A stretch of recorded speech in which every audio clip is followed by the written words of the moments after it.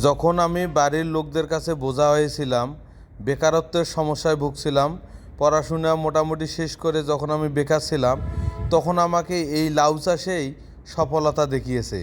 এই লাউ চাষ করে আমি আমার পরিবারের কাছে এবং আশেপাশের মানুষজনের কাছে অনেক স্বাবলম্বী হতে পেরেছি এবং তাদের কাছে আমি বোঝাতে পেরেছি যে আমি সফলতা অর্জন করতে পেরেছি।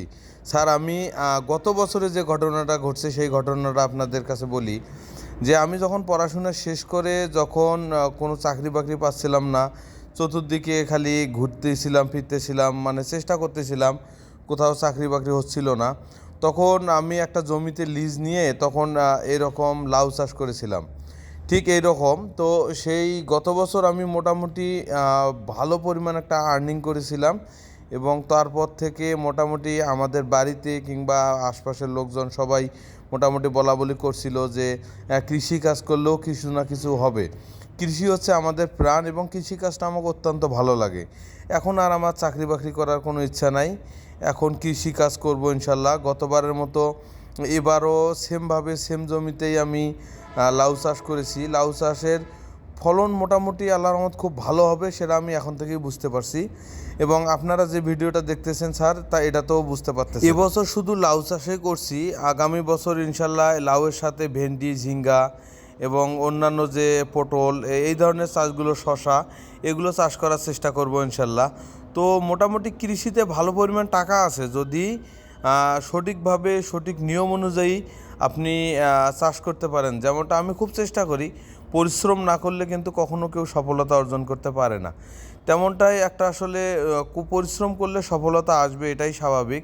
তো লাউ গাছের মোটামুটি তেজ আল্লাহর রহমতে খুবই ভালো, খুব সুন্দর জ্বালা আসছে এবং খুব সুন্দরভাবে এই লাউয়ের পরিচর্যা করি আমি এবং সেই অনুযায়ী আমি নেট দিয়ে একটু উঁচু করে আমি এই ধরনের লাউগুলো চাষ করার চেষ্টা করি, কারণ এতে অনেক ধরনের সুবিধা আছে, যে সুবিধাগুলো অনেকে গ্রাম অঞ্চলে কিংবা কোথাও কোথাও যারা লাউ চাষ করে থাকে তারা পায় না। যেমন এই ধরনের উঁচু করে যদি এইভাবে নেট দেওয়া হয়, তাহলে এই লাউয়ের জাংলের নিচ দিয়ে হেঁটে বেড়ে বেড়ে লাউ কাটা যায় এবং খুব সুন্দর পরিষ্কার পরিচ্ছন্ন করার ক্ষেত্রে এটি দারুণ ভূমিকা পালন করে। তো সর্বোপরি আমি গতবার যে আর্নিংটা করেছি, ইনশাল্লাহ এবারও তার চেয়ে একটু বেশি আর্নিং করার চিন্তাভাবনা রয়েছে এবং আল্লাহর রহমত খুব সুন্দর লাউ হয়েছে এবং লাউগুলো সাইজও খুব ভালো এবং বিশেষ করে একটি জাত নির্বাচন করতে হবে যে জাতের এই লাউগুলো খুব বেশি পরিমাণে হয়। এই জাতের লাউগুলো আমি আমার বাড়ি থেকে নিয়েছিলাম, যেগুলো আমরা সব সময় গ্রামের বাড়িতে 2টা 4টা করে থেকে থাকে সেই জাতগুলো, এগুলো সম্পূর্ণ দেশি একটা জাত। এই জাতের লাউ অত্যন্ত ধরে এবং খুব সফলতা আনতে সাহায্য করে আর কি। তো আপনারা আপনাদের যারা লাউ চাষ করতে চান তারা অবশ্যই সুন্দর জমি এবং বিশেষ করে মাটির দিকটা খেয়াল রাখতে হবে এবং গাছের তেজ কেমন আছে তা খেয়াল রাখতে হবে। আর একটা বিষয় হচ্ছে স্যার, যদি আপনাদেরকে আমি বলি, এই জিনিসটা অবশ্যই করতে হবে, একজন কৃষক হিসেবে অবশ্যই এই জিনিসটা তার মাথায় রাখতে হবে, এই জিনিসটা করতেই হবে। সেটা হচ্ছে লাউ চাষ করলে, যখন আমার এখন যে ধরনের লাউ গাছগুলো হয়েছে, ঠিক এই অবস্থায় এসে লাউয়ের যে মেইন ডগাটি আছে, এই ডগাটি কিন্তু কাঁচি দিয়ে সুন্দর করে কেটে দিতে হবে এবং পানি সেচ ব্যবস্থা রাখতে হবে।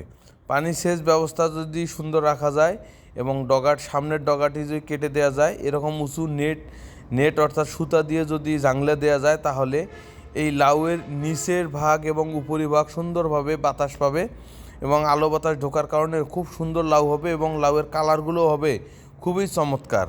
তো যারা লাউ চাষ করতে চান তারা অবশ্যই একটু সজাগ থাকবেন এবং সুন্দরভাবে লাউ চাষ করার চেষ্টা করবেন।